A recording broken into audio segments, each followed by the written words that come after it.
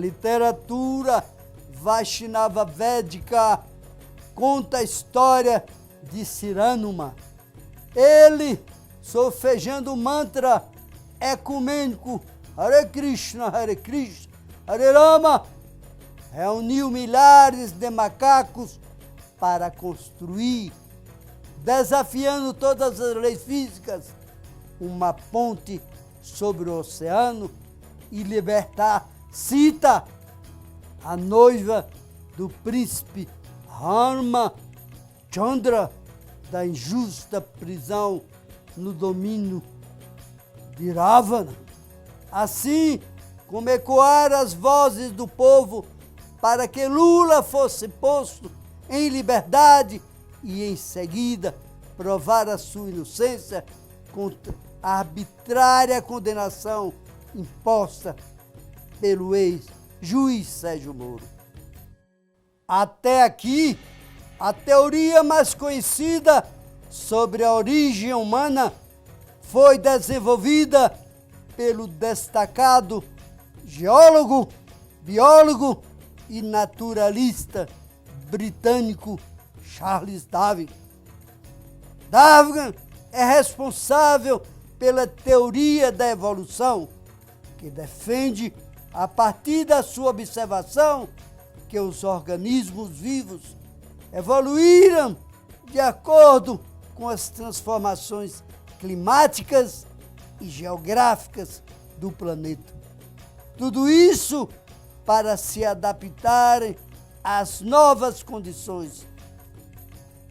Porém, alguns pensadores mal intencionados se apropriaram da teoria darwiniana para criar uma hierarquia entre os seres. Foi insinuado, a partir daí, que a capacidade cognitiva do homem seria definida pela sua origem geográfica.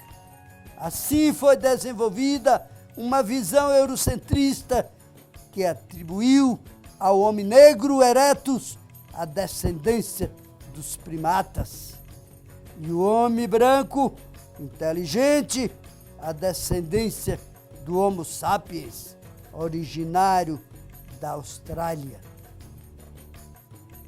A perspectiva védica considera a semelhança entre os padrões genéticos existentes no homem e no macaco, mas não concorda sobre a origem da forma humana a partir dos primatas. Para o pensamento Vaishnava, colocado pelas literaturas védicas mais antigas do mundo, explica que o homem se distingue dos macacos porque, respectivamente, tem a capacidade de transformar o meio, sendo responsável pela criação das condições necessárias à sua própria existência. O Veda Vaishnava, de 2 milhões de anos, e mais recentemente de 2.000 anos, o Mahabharata, traduzido e comentado, afirma que a origem da vida somente é possível a partir de um ser vivo pré-existente. Ou seja, não há a possibilidade do homem e do macaco evoluírem simultaneamente dentro dos seus próprios quadrados, sem margem para um salto quântico entre eles.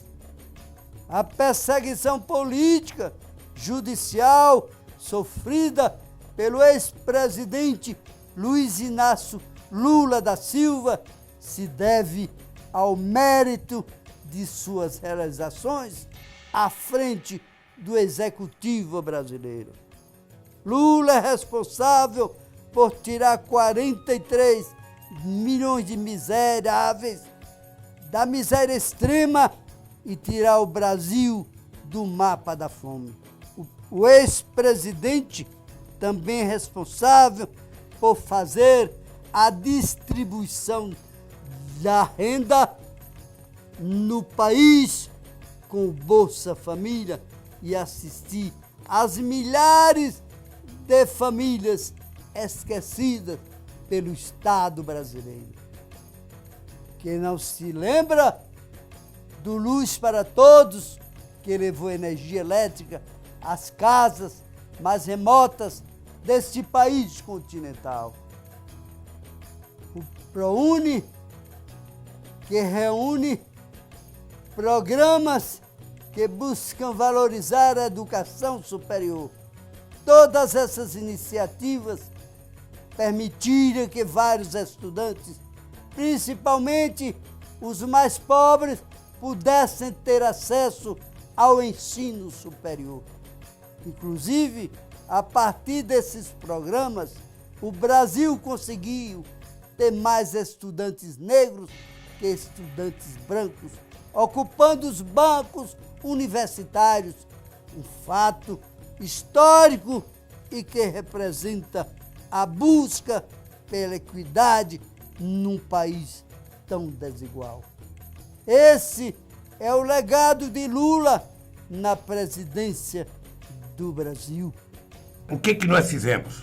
Nós, então, para permitir que a parte mais pobre da população que não conseguia passar num vestibular, numa universidade pública, o que nós fizemos? Criamos o ProUni, que é um sistema de bolsa que nós trocamos uma parte dos impostos devidos pelos empresários por bolsas para a juventude de escola pública da periferia.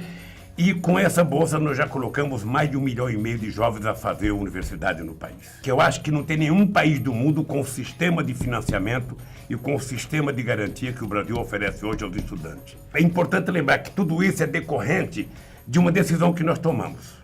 Ou seja, eu não esqueço nunca de dizer para os meus ministros, quando se tratar de educação, eu não quero que vocês utilizem a palavra gasto.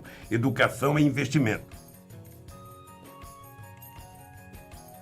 Foi considerado o estadista do século, criando uma nova geopolítica, reunindo países da América Latina, do Caribe, da África e parte da Europa, criando uma hegemonia para os países da América Latina e do Caribe, reconquistando para o seu povo a sua dignidade econômica e histórica.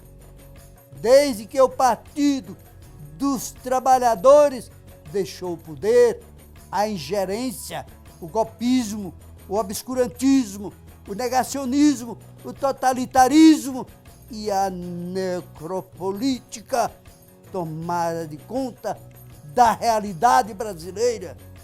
Hoje, as quase 400 mil vidas perdidas para o Covid-19 é responsabilidade do presidente da República. Bolsonaro é responsável pela atuação vergonhosa diante do desafio global de superar a pandemia, fato reconhecido e destacado pelo Parlamento Europeu. Bolsonaro acumula mais de 100 pedidos de impeachment na Câmara. Ele lidera a rejeição dos setores mais estratégicos do país. Foi necessário aliar-se ao Centrão para se manter no poder, mas a todo momento ele ameaça a harmonia institucional. Foram vários crimes realizados ao longo dessa pandemia que serão investigados pela Comissão Parlamentar de Inquérito da Covid-19, criada no Senado Federal. A CPI terá competência para apurar a conduta dos chefes do Executivo Federal, Estadual e Municipal durante o combate ao vírus mais letal das últimas décadas. No caso do presidente da República, as consequências dessa ingerência ganham uma proporção muito maior. Bolsonaro acumula motivos suficientes para ser impedido. O governo federal deixou de comprar 700 milhões de vacinas oferecidas pelos laboratórios de todo o mundo. Vacinas que poderia garantir a integridade da população, mas que infelizmente nos levou a uma média de 3.000 mortes por dia. Além dessa montanha de cadáveres, o país voltou ao mapa da fome. São mais de 706 milhões de pessoas em situação de miserabilidade. Os trabalhadores perderam seus empregos por falta de uma política econômica que garantiria a sobrevivência das pequenas e médias empresas. Nós já passamos dos 15 milhões de desempregados. O aumento dos combustíveis e do gás de cozinha são sucessivos e não há dinheiro para pagar. Afinal, o auxílio emergencial proposto pelo Planalto de R$ 150 não paga nem mesmo um terço da cesta básica. Mas o pior de todos esses crimes cometidos ao longo dos últimos meses foi deixar o Sistema Único de Saúde sem as medicações necessárias para o tratamento nas UTIs. Milhares de pessoas morrem sufocadas por não terem oxigênio que controle a morte, estas mortes terríveis. Shri Rama Rama Rameti Rame Rame Manorame Sahasranama Tattulyam Rama Nama Varamane Shri Rama Rama Rameti Rame Rame Manorame Sahasranama Tattulyam Rama Nama Varamane Shri